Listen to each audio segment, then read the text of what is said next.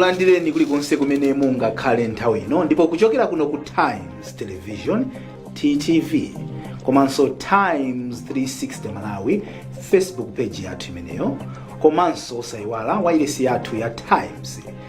Ndikulandireni ku programu ina ya Times Exclusive. Programu imeneyi imatifika ndi thandizo lochokera ku Rainbow Paints. Dzina langa ndine Wonder Msisia. Khalani pompo. They say blood is thicker than water. Reality tells us that even family lets one down sometimes. We still have to face the harsh weather as individuals. We say Rainbow Weather Shield paint is thicker than blood.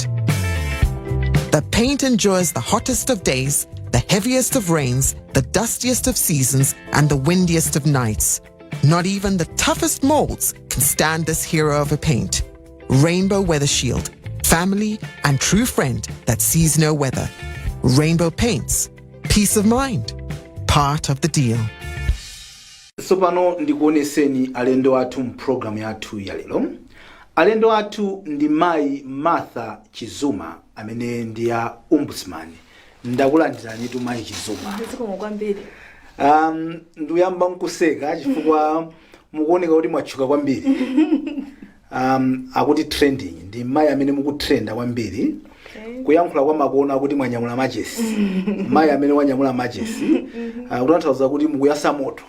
Okay. Mala amene afunika kuti mwachosa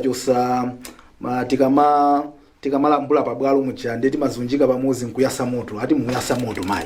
Okay. Nde kuyamba kumene kukutufuna tidziwe kuti Martha Chizuma amene wayaka moto pa Malawi pano ndi ndani mama tisanapitirire mwina mprogram wathu. No zikomo kwambiri.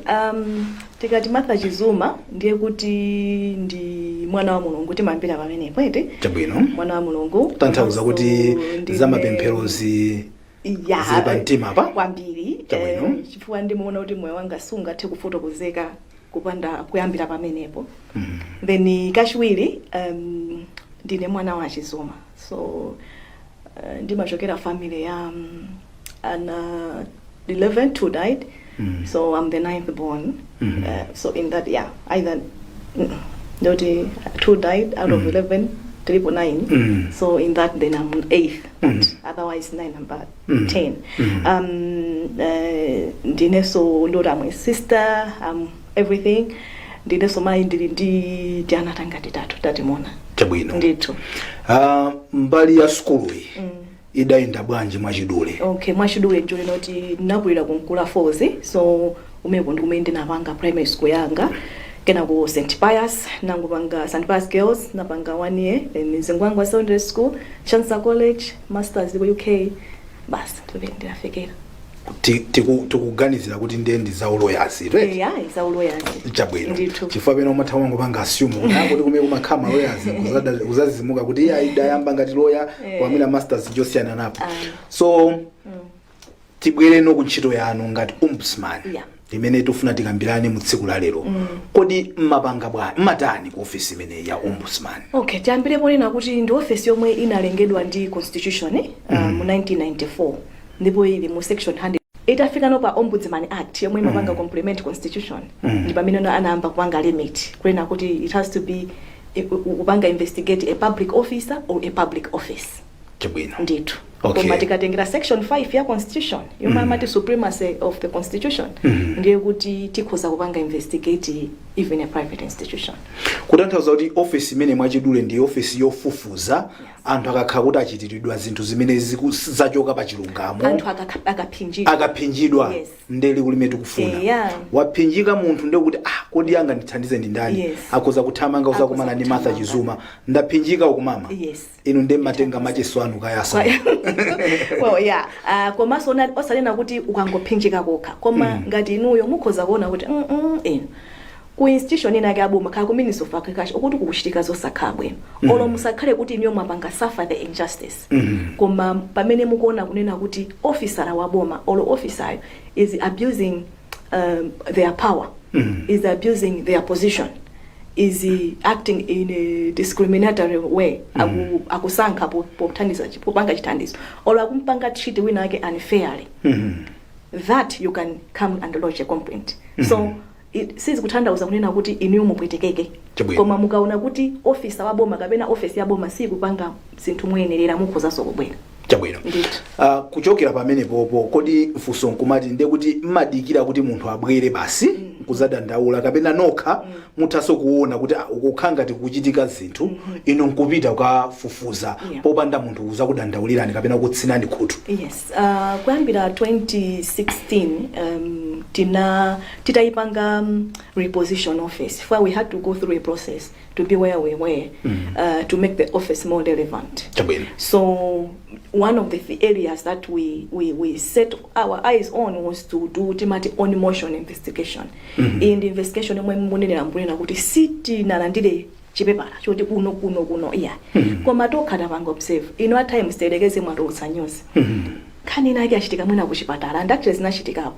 At times MalawiNews ka 2 years ago anatulutsa article ya zomwe zimachitikako Queens nkhani ya mayochotsa uterus. Imene yonse beza kunapezeka kuti Zodiak iso anaitulutsaso. Ife poona tinena kuti tateni tilowelere nuko tikapanga investigation kuchitika ndishani. Malamulo akulolani kupanga zimene. Malamulo akutilola. Chabwino. Ndithu. Timapanga zimenezo tinapanga imeneyo ya kuchotsa zibereko kwa azimayi, tinapanga ya mental health inatukaso mu Daily Times. I think in the National Daily Times imena tutsati kwa imeneyo we said okay let's go to a psychiatric clinic. Tinapanga investigate. Yomwe tukuyamba sokupanga panopo ndi ya Sunday 8. Yes, maeso ajada tanabondera kusankha yes. Yes, image tunapanga observe nkono kuti tateni tuone ukuku koma if you see the trend ya ma investigation ameti mapanga on motion.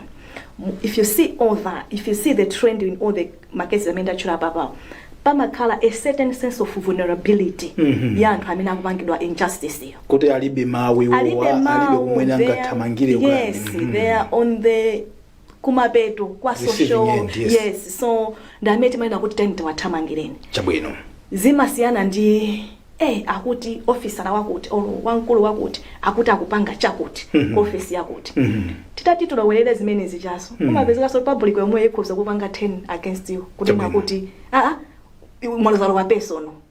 So for those we actually wait for a complaint. Chabwino. Yes. Now ndufuna ndimvesese kuti inuyo mukhangati munazafasa nayo office yanu kuti muimvesese kuti yukhala bwanji chifukwa kumbuyo kuti akhapo ndi ma ombudsman agwirapo ntchito tamandika. I mean we must be give them credit.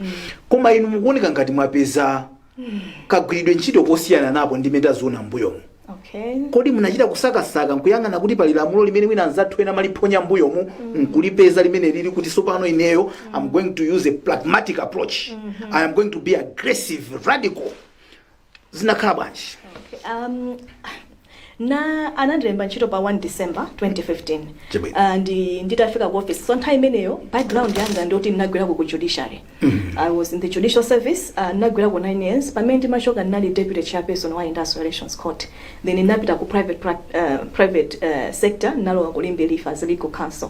So ndachoka ku Limbe Leaf ndi pamene ndimabweranso ku boma. So nditalowa mu office chomwe ndinadzaona njoena kuti majority ya makesi amene anali mu office anali achonena kuti mphunzitsi waku kangolwa let's say in Nchisi akupanga claim ka unpaid salaries ma graduate by this nurse and all that. Now that was like 90% of the cases and upon a further review it showed kunena kuti mu office muno we are using maybe just a fraction of our mandate. Our mandate, as I said, many times in the constitution, it's very broad. So I was like, how come we only have got these kind of cases? But then it's not like in Enda Mena Wesazanyawan. There was already a discussion but on that. It looks like the previous ombudsman had already started that discussion. Then Tina Pangaso review our mandate into one makesa many tukupanga and we are cutting out a large population from using this office. Because what it meant at that time is kuti amena kubwera ku office ndi ma civil servants and actually office ina kanga industrial relations court. Maybe the weakness of the ombudsman concept is that it assumes that the ones that you are investigating are reasonable people.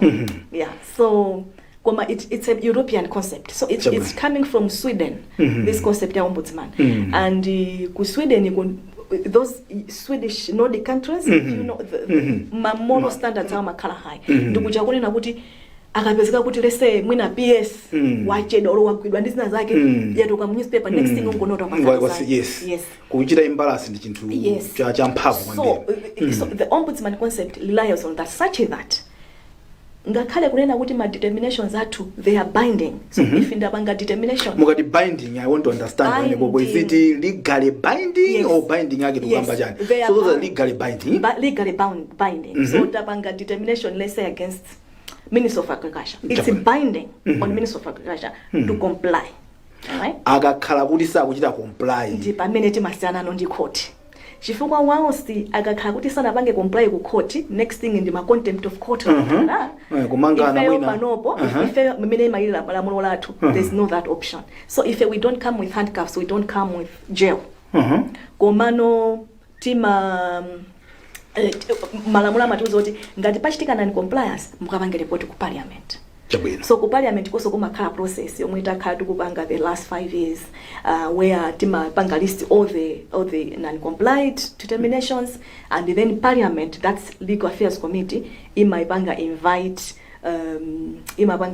the my heads of institutions. So there have been times where when I feel we have struggled with the compliance with an institution for 2 years. Agapto parliament, once the chair of the legal affairs committee asks, banji sikuna comply, no, your honor, tipanga comply with it, and they comply. So we had those moments as well. Now, pamene mwina pa compliance popana klangati chichiwa chabwino una kuti pachipa mphamvu. Do you think kuti mwina ndi pamene pali ngati ka weakness? Ndufusa izi chifukwa mudaperekapo chigamulo cha matractor. Yeah. Mutafufuza nkhani ya matractor munapezadi kuti anthu adagawana matractor amene anagwidwa ndi msonkho wa Malawi. Moti sindikuziwa kuti matractor amene aja munkafuna kuti abwerere ku nduna wa za agriculture, pano ali kuti matractor amene aja. Okay, good question. Actually zolo nali ku Ngabo Shere Valley ADD, I think. Nazonaso ma tractors zomwe so nalika zomwe tinapanga investigate. Okay. Broken down at Shire Valley there at the program manager's office. So my tractors are manager chifunga chomwe tinapeza kuti the whole process muna tinapeza namucha kuti inali messed up. Panali zifukwa zingapo zomwe zinati fika pokanika kuti tinene kuti ma tractor akwezedwe. One, kunapezeka kuti anthu aja anagula anapereka ndalama. Komano ku Minister of Finance and Agriculture kunalibe record ya ndalama zomwe zinaperekedwa. Now for us we are like the moment titanena kuti ma tractors achabwezedwe ndiye kuti awaweno bweza ndalama, but in the government titacheka anatuza kuti the records were not there. Okay, of course eventually join kuti ma tractors acha if you met mapanga investigate kuli konse komwe timapanga investigate mwapezeka kuti they are broken down. Konse kumene tunapitisa mu office aboma.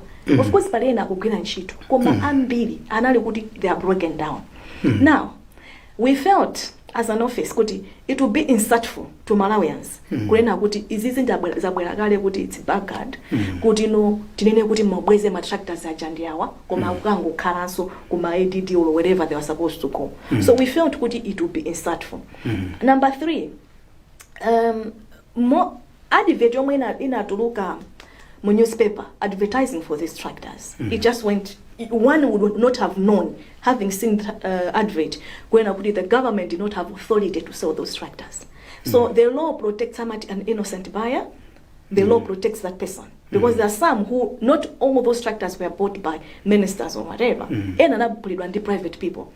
So there were these 3 reasons that made us say, maybe let's just leave it as it is. To now, it's a moment of debate. It becomes a point of debate for so many people, even within us, within the office. We didn't do right, at that time. That the direction we took was the most reasonable one. Yeah. Komano considering kuti matractor agulidwa ndi misonkho ya Malawi, munthu wina akugamula akupanga ziganizo zoti agulise mwina mongopasana loan ya mabweza benda Malawi. Wasn't it supposed to be even ngakhale zili zoonongeka koma bazibwererebe kumanja Amalawi at least azona kuti matractor athu aja tidagula ndi misonkho yathu aja awa abwerera chifukwa chokuti sipana sate malamulo. Ndifunsa izi chifukwa chokuti ngati zigamulo zizipezeka kuti zangokhala pena pake ngati hanging a bit. Kuti anthu ndeti zifunsa ndiye mukapitiriza kupereka zigamulo zinazi zitithandiza chani kwa anthu ngati ine ndimamva kuwawa kama ndikula somo. No, I hear you. Yes. That's why we are like kodi ndiye tikatenge tractor yo posho kaja tikapatsa awanda sitikakhala ngati kwapanga chipongwe. That was our thinking then. But no, when we hear all these views, we go like, Kapena, maybe we should have done better, but there's always room to do better. But one thing you should also know, it was the very first ever major investigation by the office. There are lots of fears within the office. Fears, kuti maopa kapena maopyezedwa. No, okay, tinamba ndikopa kena kuti naopyezedwa, I think. Okay. Office yanu mumaopyezedwa. Okay, I'll tell you this. Okay, so let me explain like this. When you did a complaint manager, as I usually do, I got that complaint. I invited my senior officers. I said, this, what do you think? Because I don't make a move without at least listening to all three of them. And honestly, the first reaction, Madam, Tipia. And it was December. February there was a misunderstanding between me and one of the very senior ministers at that time. So already I was coming from private sector where I think yes, boss. No, private sector is not like that. Okay. At least where I was working. A is A, B is B. You have you are not saying the truth. You're not saying that. So I was coming from that kind of a background. So I had heard something when this minister and my uncle in Parliament, which I said, no, that's not true about my office. And what I did was, in my innocence and naivety, no, I'm minister. This is on. Oh my God! So I got like kind of a backlash from that. So I was still reeling from that when this happened. So officer madam ndimene funding. Kodi kusalandira funding makhanga tichilango chifukwa ndofusa izi anthu ena kumanena kuti maboma la mbuyo lijalira lilovuta kuti kugwire ntchito timaopa anthu ena kuti koma hang on a minute. Office ya ombudsman ibe matani imapanga abe zinthu zokuti mumantha omwe wanthu amadapa awabetu akupanga tusakuopa kuoneka kuti akugwira ntchito yawo chifukwa akuziwa malamulo amene alipo. So kusalandira funding makhulupirira kuti chinali chilango kapena dinali kuti palibe ndalama. Okay, so I'll tell you this. Kumayambiliro, it was the usual kulibe ndalama. Okay. Kumayambiliro for me, sindi mayiona kunena kuti maybe mwina azikuzokhathi for tupanga chakuti actually kumayambiliro it wasn't like that. That's my own assessment. It was kuti boma lilibe ndalama. Okay, and things changed with the tractor gate. Yeah, that's when you could see or even hear even this public officer saying Timu Kaulitsa. And it was so obvious even to us, basically our sister institutions, if like even the small amount we do also to a point would okay. Why am I here again? That was now me, my self-reflection. This is just the beginning of your career. Is that how you will operate in this office? And within me, I felt convicted that ineo sine munthodero. Sine munthodero ndi mantha kuti ndizibangidwa mantha should determine chomwe ndimapanga. Simaopa maet? So this is more but koma kulena kuti no mantha ono nde ayipange determine how I conduct myself. Yeah. So and I said kuti I didn't come here to play. I left quite a comfortable job. But because ndine muntoti I was so passionate about social justice, about governance and all that.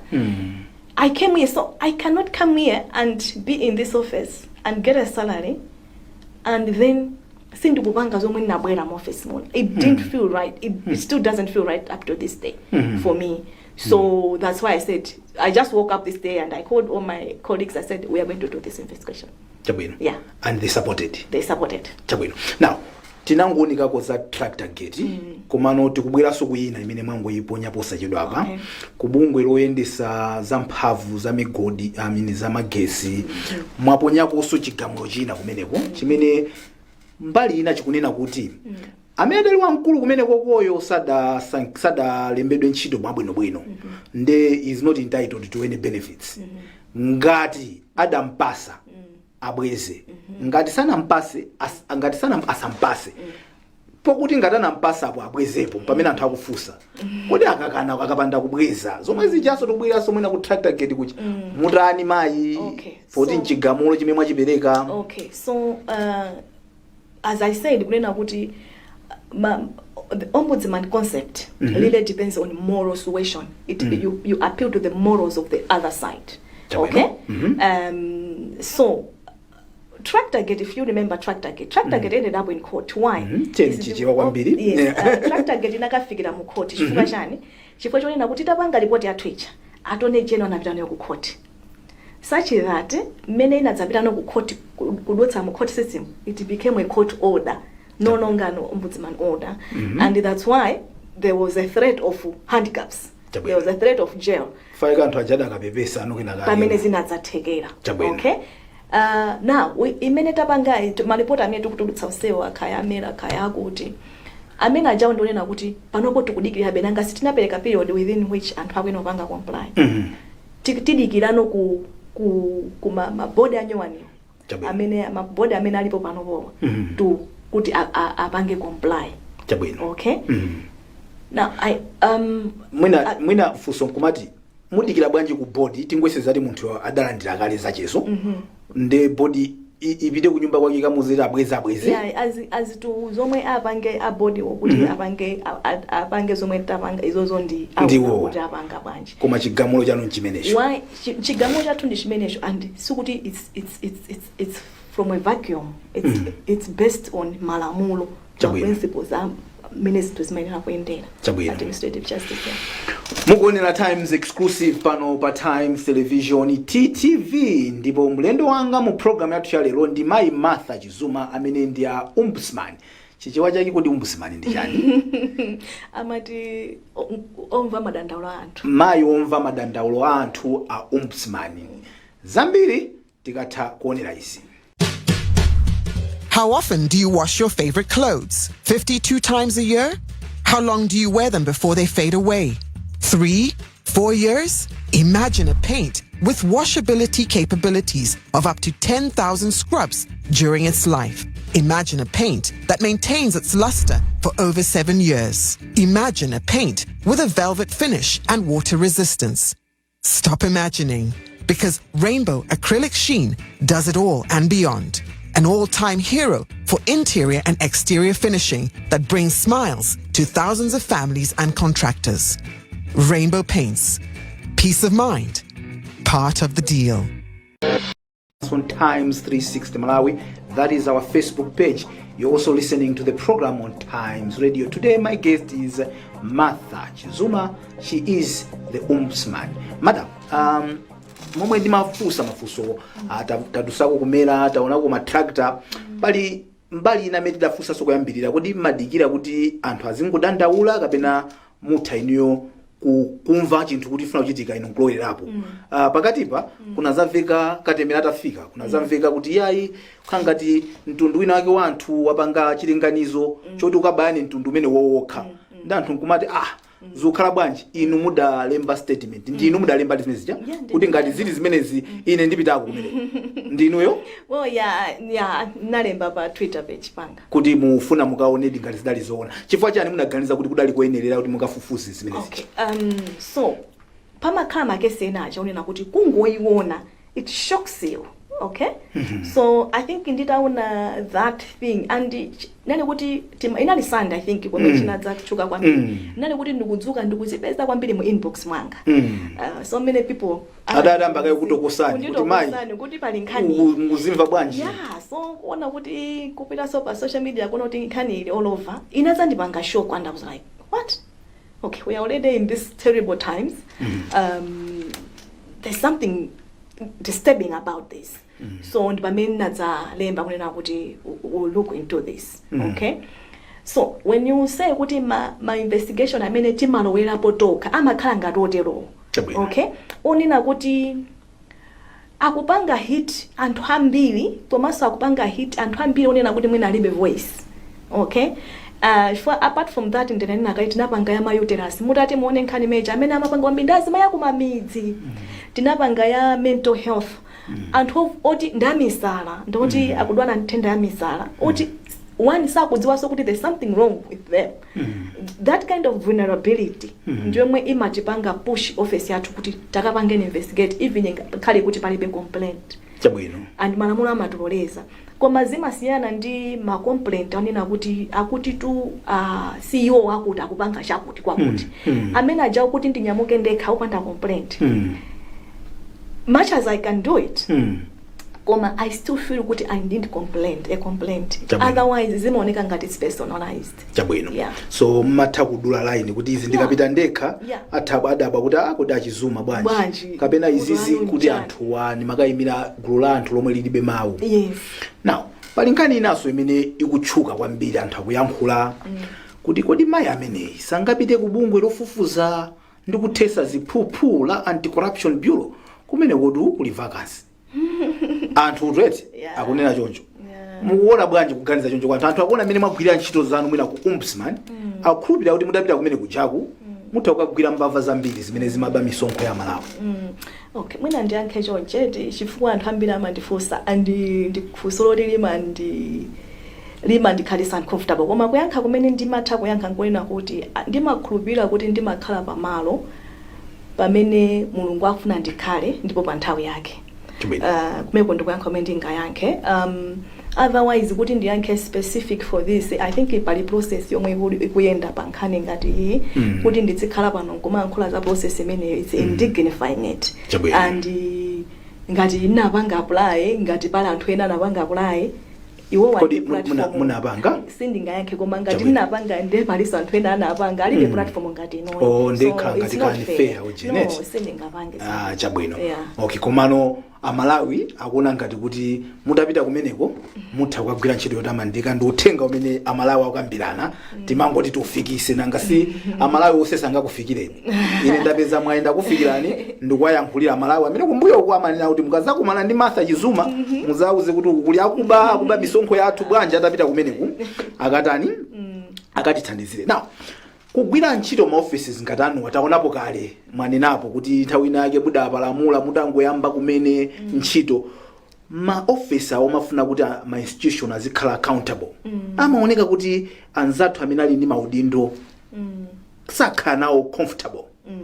Kodi inu mumakumana ndi political interference tiyambe mbuyo muchi mwina makumana nayo bwanji nanga pano pa situation ili bwanji do you still get political interference anthu kumalowerera andalewa ku office kwanu mafuna kuzani chochita? Okay, tinene chonchi kunena kuti ndakhala apapa because ndili mu second term yanga.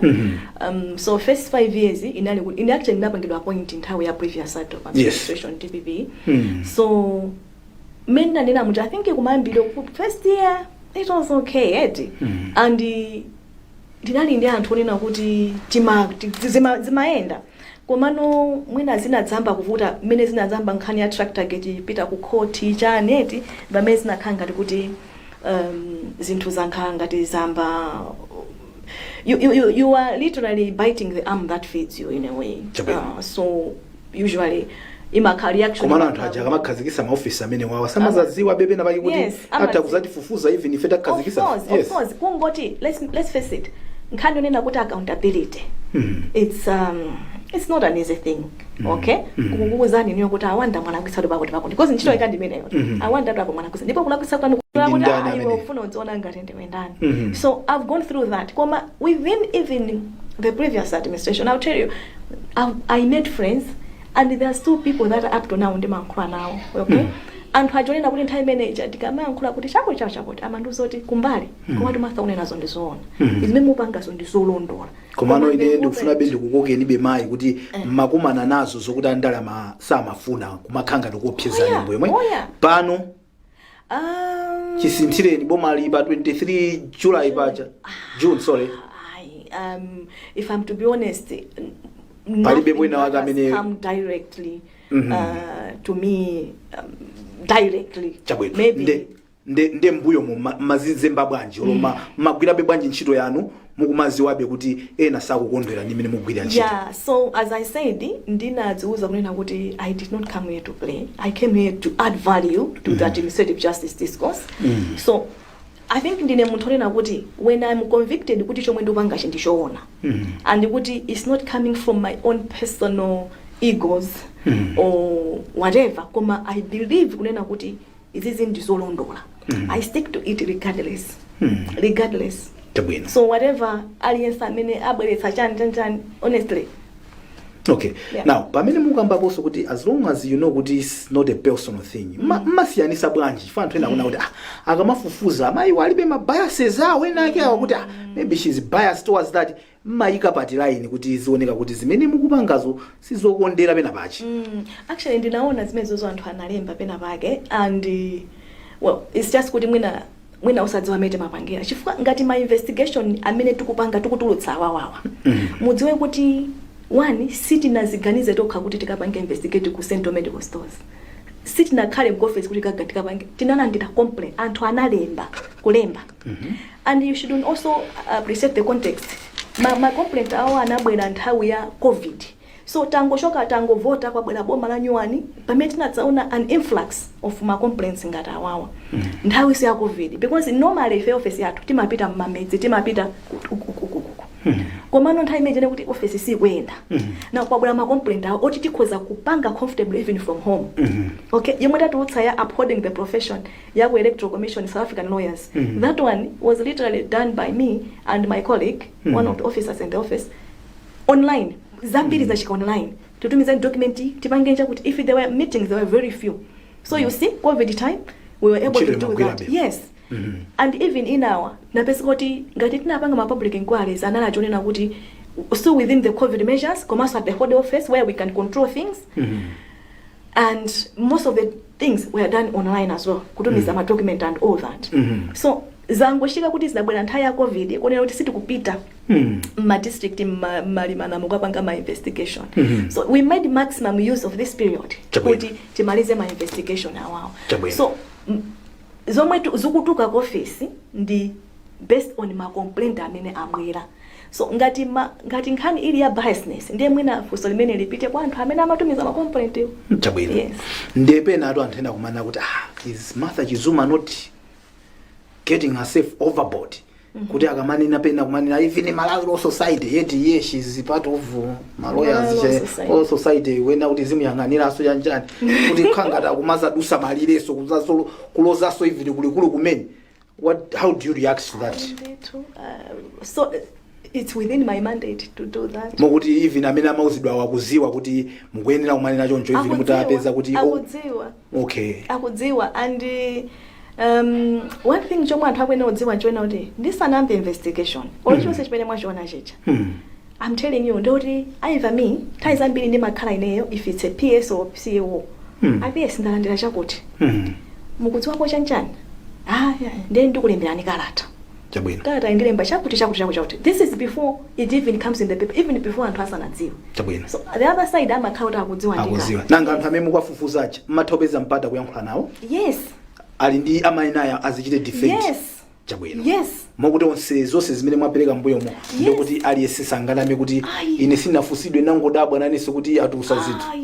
Aliyese. Chabwino. If we have messed nje kuti to by mistake koma aliyese. Chabwino. Yeah. Now fuso lina ndilo kuti nthawi zambiri anthu amati akamaona nzimayi amazati uyu si nzimayi uyu ine mukamagwira ntchito yanuyo mumakumanapo ndi anthu ena amene amazaganiza kuti mwina nzimayi tikhoza kunthupya tikhoza kumuopseza gender based kuti you being treated different just because you're a woman. You know fuso limene leti limabwera Limandivuta kanka kuyambirira because I didn't say that. Uyuto amapanga zimene zichifukwa choti amapanga zibezi ndiyawa. Mandimvetsetsa? Ndota akuchula anthu majaji machanchanja. I was like, what? You know? So that was the first time I said, so you mean anthu akuona ngati kuti I cannot deliver the way I've delivered or the way I cannot lead the office the way I've led unless I've got some sort of relationship with some power somewhere. I felt a bit insulted with that. And in Pamendina Zatiwa Green, we are still in a very male-dominated environment where a woman is perceived kutisanga kufika the levels that are there unless she sleeps with someone or something like that. Okay. Yeah, but also I've had moments muna ndupanga investigate timamezi muna timapita mwe tupanga investigate muna mfumo londandanda. It takes time kunena kuti adziwe kuti ndiwe ombudsman and kuti you are the one who is in control. So I've managed to deal with all that, but yeah. Chabwino kuti mwina mafumu kudelera kuti zimayi mungaruze chani khala pansi ndi mata kuyimabe kwauza kuti mundimvera chifukwa ndanyamula lamulo kwambiri chifukwa ine kunoko si kwa mfumu izo utapita kwa mfumu ndikakugwadira ndikapanga chili chonse koma kunoko ndi mbali yanga. Yes. Ndi mukwenda mulemekezi and most of the times I get the message through. Chabwino. Yes. First kuti ukwapanga mwana koma kwauza chilonga. Chabwino. Khani ina mama ndiye kuti kumbuyo kuti nkamva kuti ku office kwanuku kuli makesi zambiri amene amachokera nthawi ina kitina ndi tribunal ndi momwe nkatha tribunal na kuti zimezi zichidwe transfer ku office ya ombudsman. Zili pati zimezi zichifukwa pano taona kuti nkhani pang'ono yayamba yatha. Pang'ono yayamba yatha zimene zili zabwino. Koma nanga zambuyo zichi. Okay, so specific nkhani ya makesi amene anachokera ku National Compensation Tribunal amene wanali makesi oyambirira nditabwera mu office nafusa kuti ndipatseni guidance which areas should I focus first. The makesi aku National Compensation Tribunal were one of those, and it cannot inapita mu office ambili kwa Attorney General kuti and eventually tinapanga chi one-off investigation for all the files za National Compensation Tribunal. Yomwe tinatutsa so report 2016 or 2017 yomwe tinaicha Malawi's unhealed wounds. Yomwe inapeleka ndithu ma directives osiyana. Ndi report onena kuti inakakhala kuti apangidwa comply tinakapanga sort out 23,000 complaints nthawi imodzi. Mpaka na pano sizinatheke koma panopo now we can see light at the end of the tunnel. Chifukwa now there's like really intensive engagement from the government engaging us to give like some sort of guidance on how they can comply with our report and therefore deal with all those complaints. So I'm so hopeful kunena kuti mwina tikamana the another financial year tiona direction ya khani ngati zimene zichazo. Other than that kuli tima one off tima complaints tima one off tochokera from whoever tomweso takhala tinaisetsa 2019 going to 2020 was like a high point for us. Fana bezota panga makesi ambiri and ndikupangisa kuti apangaso resolve makesi ambiri komano 2020 ndio watipweteka chifukwa cha COVID. Njaga choti kwabwera makesi ambiri and yet we can't work the way we normally do. Yeah. Now mumati mukayang'ana mbuyo palipo pena kumaona kuti apatu apa tikanatha kuchita bwino makambapo indi za tractor gate. I don't know apart from tractor gate is there you now say what I think I would have done better here koma mwena tidapelewera. When I look back, especially when I look at the first time mwina chomwe chilunga mchake nchonena kuti ndilibe regret. Actually ndimanena kuti 5 years on I will still stand by the things that I did. Yeah, I still do. Maybe the only thing chomwe ndingani choti mwina tikanafikirabe anthu ambiri. Okay, minute tinakafuna kufikirabe anthu ambiri. Koma that's not a regret. That's not something chomwe ndimanena kuti nalephera chifukwa cha kufuna kwathu.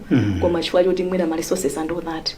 Koma no ndimayang'ana 5 years as something that palibe chomwe ndingapange bo regret chicho. Now mukuiona office yanu kufika pati mwina kaya inu muliko olokulibeko kutengera kumene mwaitenga mwina ma milestones amene mwapanga as ombudsman ifika pati. No, going forward there are so many exciting things that are coming. For starters, ngati munamva tinamba ku platform ya hospital ombudsman. Yes. Imene ijaso inabwera kuti ndiye titani ukawerenga mu news Daily Times azimayi kubwaira. Azimayi kuti mwana mpaka na azimayi wamwalira. That moved us as an office. Kuti how can we intervene? Because most of the times my institutions ingatatowa amabwera zinthu zitaipa kale. Much as kuti ifeyo ngati malamulo athu amene amatipanga guide si samanena kuti mugwire zinthu zakunongeka kale. So there's nothing is stopping us to be proactive. Komano ndiye titaona noizi kuti titani because uko anthu akufa olokumachitika irreparable damage. That's when we conceptualize this hospital ombudsman. Treat munthu wina akapanga intervene. Ananyoni wandeni net. Ananyoni. So that's my red so kuti ananyoni but yeah, it's easier to pick on her, I guess. Yeah. Okay. So information abwesa this platform ya hospital ombudsman. So ili ngati revamped platform yomwe inalipo kale ku Ministry of Health koma now with the National Office of the Ombudsman as at the center of it all, where we train ma officials public officers in health centers kuti no azikhala anthu kuti azithamangako anthu akakhala kuti avutika. Yes. Now when I'm saying kuti going forward, yes, because of the successes of hospital ombudsman, we wanted to spread that to other service intensive institutions, migration, kuti, yes. And it inaipanga proposed as one of the reform areas, and it was approved. And out of that, and that was what it a new establishment for the office, and it's been approved, such that we look forward to. Anthu azithamanga bwanji kuti abwere kwa inuyo akakhala kuti aona zoti ani mwamsanga kuti ndiziti izo zina ndime munena zeti mumatha kuona nokhamena kuzira mapepa mazipo zina anthu zimene amapanga safa zoti mutha kuwathandiza. So nzimene tunenazo kuti unless people come to us, it's very difficult kuti ndikadziwe chomwe chikuchitika. So you're open kuti anthu akoza kubwera, it's up to you kuzana kuti mina izizipita nazo kwina sizofuna office. And I have to be honest with you, if our Facebook platform is very active, timalandira ma complaint kumene kuja and immediately timapanga anthu guide. Ena amapeza kuti adziwa manamba athu, immediately timapanga anthu guide. They may not get that immediate. Koma eventually chomwe ndimauza anthu toina kuti panopo ndili ndi ma officers ochepa. And they are swamped. My officers athu mwina the whole last year sana pito holiday. Even entire COVID amagwira ntchito ku nyumba. So they are swamped. So don't despair kunena kuti silikupanga time imene mukufuna. Koma eventually you get justice. Yeah. Now alipo munthu mwina amene munakhamu kunsilira amene machita ido kuti ineyo nthawi ina nkazapanga ntchito ndizagwira ntchito ngati wakuti alipo munthu ngati amene wayi. Wow. Yeah, this lady, she used to be a chief of IMF. Now she's heading the European, what's her name? Yes, I mean yoyo. Chifukwa jani niyo munamkonda amene. I don't know. Then there's also Angela Merkel. She's someone that I really look up to because there's a woman heading Germany. For Zagazambiring. I look at her and I'm like, okay, you know. There's a woman who went with all her femininity into a leadership position and delivered. Yeah. Okay. Now kumapeto tukumaliza program yathu musabite ndi mawu kukhosi. Kwa Malawi ochuluka amene amakhala kufuna Martha Chizuma timve kuti zimakhala bwanji yakugwira ntchito yotamandika mungayankhule zotani mama mwayankhula mukuyang'ana kamera iyo Amalawi amene akutionera kapena kutimvera. Okay, so I think message yanga kwa Malawi wonse njoyena kuti mwina kungothokoza for support yomwe yakhala kubwera ku office kwathu. Masapoti wasukuti amabwera kuti kapena mmatipatsa chani or whatever. Koma nthawi zina mwina zinthu zomwe timamva kunena kuti anthu akuthokoza kuti office yawo yawathandiza mwakuti. Chomwe ndimanena njonena kuti ngati office kwathu tikapeza kuti tinali ndi ena ake abambo ena ake akumponera. Tinathandiza kakesi kawo ndithu kuti poyamba nawerenge otalanda 7,000 kena kuyi ife titapanga intervene awandira 300,000 anatimbira anabwera ku office ndifuna ndiza kuthokoza ndikugulire ni drink nose. You have no idea what that does to us because Timonoti, this is someone who had no voice, but we intervened and we gave him a voice and he got justice. That for us is the most satisfying point. So dingo togoza for that kind of support that we get even from the people that we have helped because anthu amene wandamla makabanga pitani kwa ombudsman kumene kuchaka kuthandiza inata ndanthandiza mwakuti. Okay, so those are the things that give us a job. Timalandira ndalama chifukwa chonena kuti tikuthandiza anthu ngati amene. So it's just kumene kupanga encourage kunena kuti musafowoke kuti dziko liwongoke zitengera tonsefe kutengapo mbali. And ngati mbali yanu ndiyo ngunena kutiunikira kuti apotu please pangani mbali yanu kuti ife pamene tingathe tiunikire. Koma other than that, even ngati pali mwina zinthu zomwe simukuzimvetsa kuti kodi ofesi imatani kapena timatere, chomwe ndingakupanga na show anjonena kuti ife sitimayang'anira mtundu, sitimayang'anira kamuti ndale kuti shani kolo status. Ife chomwe timaona choti kodi kwabwera complaint iyo ndionena kuti ife tikhoza kupanga kodi muli merit mu complaint basi ife nimete mapangira chabwino. Ndithu ndithokoze mayi chifukwa chovomera kuti ticheze mu program yathu ya Times Exclusive ya lero. zikomo kwambiri Mayi Martha Chizuma amene wondi ombudsman kutifikisa ku msiriziro wa program yathu ya Times Exclusive. Tithokoze Rainbow Pens chifukwa chokhala ma sponsors athu, komanso tithokoze Dave Maseya komanso Nelson Chitwa pamakinapo. Dzina langa